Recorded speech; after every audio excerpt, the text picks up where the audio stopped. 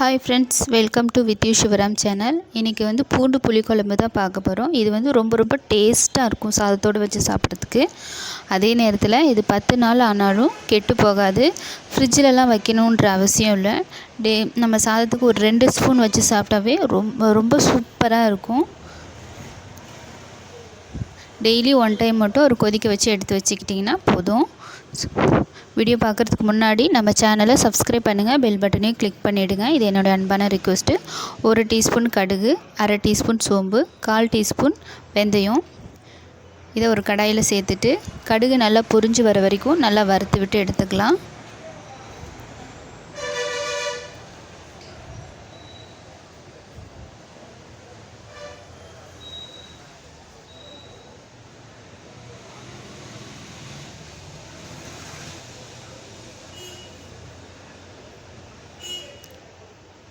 பார்த்திங்கன்னா கடுகு 1-2 பொரியுது. இந்த டைமில் நம்ம எடுத்துகிட்டு சூடு ஆறுனதையும் மிக்ஸி ஜாருக்கு மாற்றிட்டு நைஸாக அரைச்சிக்கலாம்.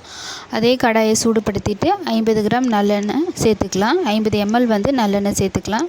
எண்ணெய் சூடானதையும் 1 டீஸ்பூன் கடுகு, 1/4 டீஸ்பூன் வெந்தயம் இதையும் சேர்த்துட்டு நல்லா பொரிய விட்டுறலாம். அதே நேரத்தில் சின்ன சீரகம் 1 டீஸ்பூன் சேர்த்துட்டு நல்லா பொரிய விட்டுறலாம். அதுக்கப்புறமா 2 வரமிளகா காம்பு பகுதியோடு சேர்த்துக்கலாம். அதனால நுனி பகுதியை மட்டும் லைட்டாக இந்த மாதிரி கிள்ளி விட்டுட்டு சேர்த்துக்கலாம். இல்லாட்டி எண்ணெயில் போடும்போது வெடிக்கும். இப்போ இந்த மிளகா அதோட கொஞ்சமாக கருவேப்பிலையும் சேர்த்துடலாம். வரமிளகா வந்து நல்லா கலர் மாறி வரணும். அது வரைக்கும் எண்ணெயில் நல்லா வறுத்து விட்டுக்கலாம். அப்போ தான் ஒரு நல்ல வாசனை கிடைக்கும், நல்ல மணமாக இருக்கும்.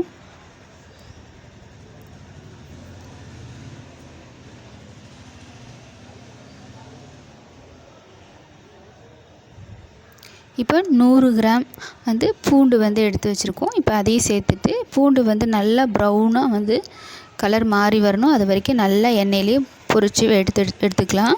நல்லா வதங்கி வரட்டும். ஸோ நான் வந்து ஒரு சின்னதாக நெல்லிக்காய் சைஸ் புளியை வந்து ஊற வச்சுருக்கேன் ஆல்ரெடி.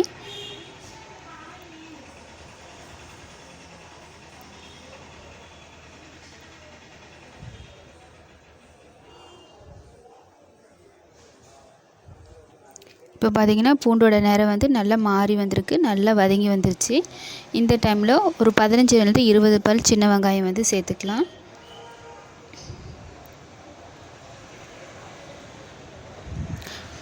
சேர்த்துட்டு நல்லா வதக்கி விட்டுறலாம்.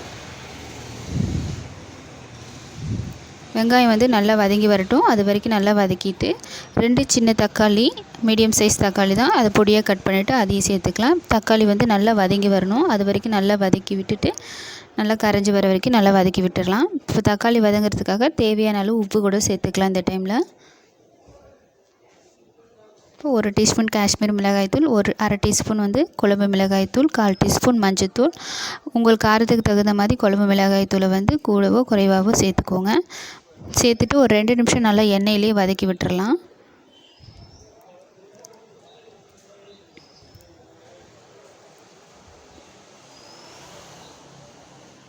நம்ம மிளகாத்தூள் சேர்க்கும் போது பார்த்திங்கன்னா அடுப்பை லோ ஃப்ளேமில் வச்சுக்கலாம். அப்போ தான் கலர் கருகி போகாமல் கலர் மாறாமல் நல்லா ரெட்டாகவே இருக்கும்.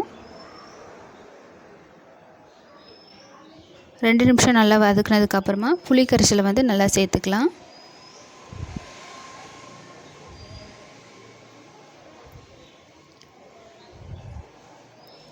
புளி கரைசலை சேர்த்துட்டு இன்னும் கொஞ்சம் தண்ணி சேர்த்துட்டு நல்லா கலந்து விட்டுடலாம். இந்த டைமில் தேவையான அளவு உப்பு குறைவாக இருந்தால் பார்த்துட்டு செக் பண்ணிவிட்டு சேர்த்துக்கோங்க.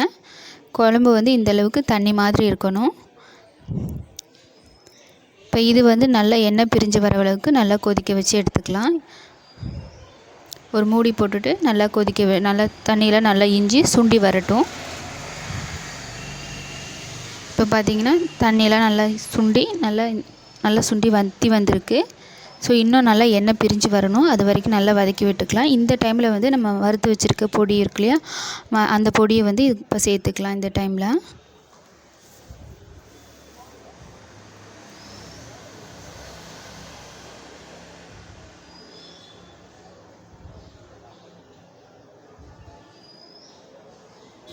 சேர்த்துட்டு நல்லா கலந்து விட்டுறலாம். இது நல்லா எண்ணெய் பிரிஞ்சு நல்லா மிதந்து வரணும்.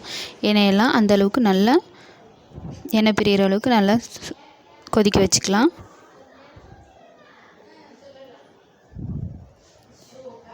இப்போ பாருங்கள் நல்லா எண்ணெய் பிரிஞ்சு வந்திருக்கு. இந்த டைமில் ஸ்டவ் ஆஃப் பண்ணிடலாம். அவ்வளோதான் ஃப்ரெண்ட்ஸ், நல்ல சுவையான பூண்டு குழம்பு வந்து ரெடி. இது நல்லா சூப்பராக டேஸ்ட் வந்து சாதத்தோடு வச்சு சாப்பிட்றதுக்கு ரொம்ப சூப்பராக இருக்கும். இது 10 நாள் ஆனாலும் கெட்டு போகாது. ஃப்ரிட்ஜில் வைக்க வேண்டிய அவசியம் இல்லை, நம்ம வெளியிலேயே வச்சுக்க முடியும். ஆனால் டெய்லி 1 டைம் மட்டும் கொதிக்க வச்சு எடுத்து வச்சிட்டா போதும். டேஸ்ட் வந்து ரொம்ப ரொம்ப அட்டகாசமாக இருக்கும். ட்ரை பண்ணி பாருங்கள். வீடியோ பிடிச்சிருந்தால் லைக் பண்ணுங்கள், ஷேர் பண்ணுங்கள். மறக்காமல் நம்ம சேனலை சப்ஸ்கிரைப் பண்ணுங்கள்.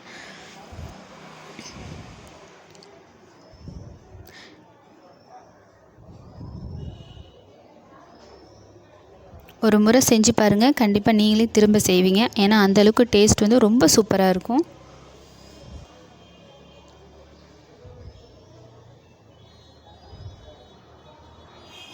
Okay friends, thank you.